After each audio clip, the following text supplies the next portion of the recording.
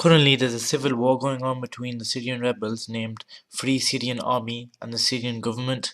Here's a few conflict facts. 93,000 people killed in the last 2 years, millions displaced, a thriving economy crumbles, and battles are being taken place daily. 2011, a Tunisian street vendor set himself on fire. This act led to something which has changed world politics like no other. The Tunisian revolution started leading to other Arab countries protesting against their dictator governments, including Libya, Egypt, Syria, Bahrain, Saudi Arabia, amongst others. Although the Saudi and Bahrain protests were crushed by their governments, the protests in Libya and Egypt saw the overthrow of long-standing dictators of these countries, respectively Mohammed Gaddafi and Hosni Mubarak. Civil unrest is still present in these countries, especially Egypt, where the new government has just been dissolved. The Syrian crisis was a notable one as it is still continuing 2 years later, with thousands being killed and there's no end in sight. As I mentioned before, there are two players in this war, one being the Syrian rebels named Free Syrian Army and the other being the Syrian government. War crimes are being committed on both sides, with the United Nations estimating over 93,000 civilians dead, which is just official estimates. Unofficial estimates must be far higher than this, as many deaths are recorded. Innocent people are suffering the brutal reality of the war and are helpless to do anything about it. Millions are displaced. Following the killing of 10 Syrian army soldiers at a checkpoint by the Free Syria Army, government forces began an artillery bombardment of the city Homs. Homs massacre left 500 people dead, with the majority of these being children. What have these children done to deserve to be killed?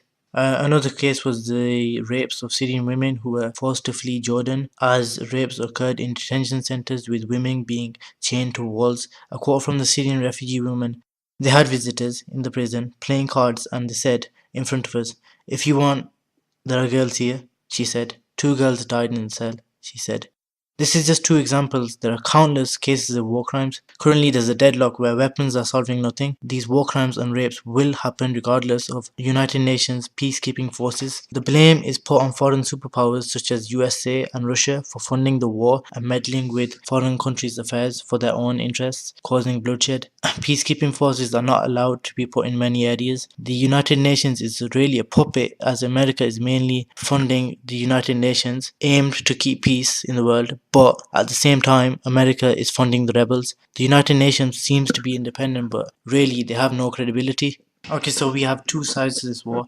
One side is the Syrian government. The Syrian government army are about 12 million strong. This was estimated last year in 2011, before the Syrian war, but this is now supposedly decreased. They have access to all types of military invasion, including air and sea. The Syrian government is backed by America's traditional foes, West-hating countries such as Iran, Russia, and China to an extent. These countries have no cordial relations with America. This can be seen in the state media channels Iran News Channel Press TV and Russian news channel Russia Today. These channels present news where we are told the Syrian government fights terrorists, which the West calls rebels.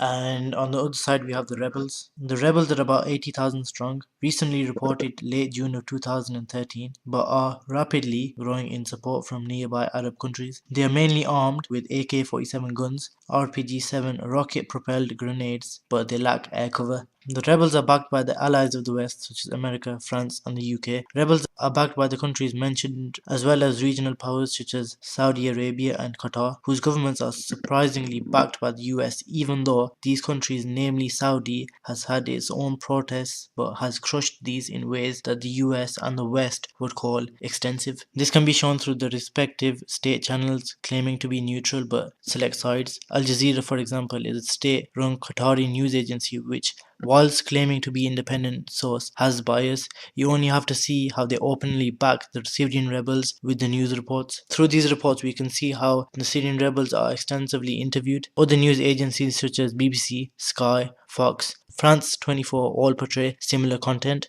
On the other side of the divide, we can see the Syrian government supporters, including Russia and Iran amongst others. Russia holding a veto position is critical in the outcome of this conflict, as Russia and China are very powerful countries which can counter Western pressure. UN vetoes are a powerful tool, as there are two sides which both hold vetoes in this conflict, opposing each other so fiercely as they both have interests in Syria. Press TV, Iranian state media, and Russia Today take an opposite stance to the Western media outlets for obvious reasons, broadcasting views that their government holds in claiming the Syrian rebels are terrorists, whilst claiming that Bashar al-Assad's forces are crushing this fundamentalist movement. With the Russians being critical of the stance of the Western and Arab countries to back and arm the Syrian rebels, we can see that there is a deadlock in this war. Russia has many interests in Syria, and because of this it took a less vocal opposition response as opposed to the other Arab Springs, for example Libya and Egypt, because of its naval base in Syria amongst other reasons. Russia is trying to counter the US's dominance within the region's military. This can be linked to US's desire to set up an anti-missile defense system in Europe, which the US claims is for security against what George W. Bush called the axis of evils, countries Iran and North Korea. Russia, however, sees this as a threat to it rather than what the US claims. Hence, one possible reason could be to hold the Syrian base Russia has, the only one Russia has in the Middle East. The US, however, has various bases in the Middle East, including Bahrain is a strong ally of the US. Syria is therefore caught in the middle of two superpowers whose Cold War still lives on and can be seen in this war, only it's being played out in Syria this time rather than Afghanistan during the 1980s. In both cases, we have innocent people dying.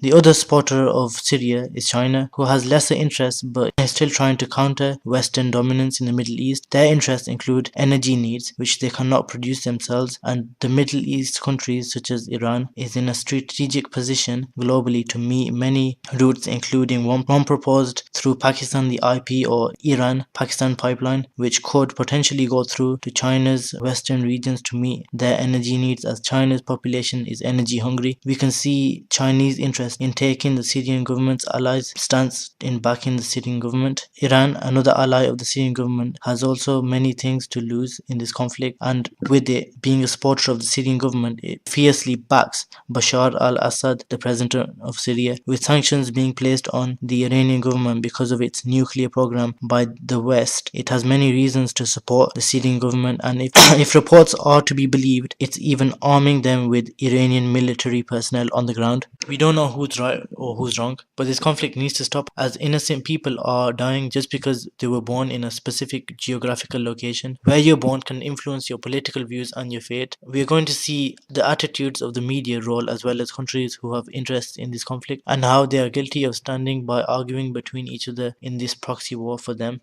We are not being told the full story, as we hear two opposite sides of our conflict, with both sides being guilty of war crimes. Our aim is to raise awareness of the crimes being committed without favouring a side. We just want to raise awareness of how the people of Syria, the innocent men, women and children, are being caught in the middle of something they did not anticipate. We must pressure our governments and try to get a resolution on the conflict, as there is no end in sight and only more people will suffer the consequences of being born where they cannot control their environment. Shouldn't we all be allowed to live in this world without fear? Special thanks to Sean for giving me some pointers on this video and helping me a lot with the content.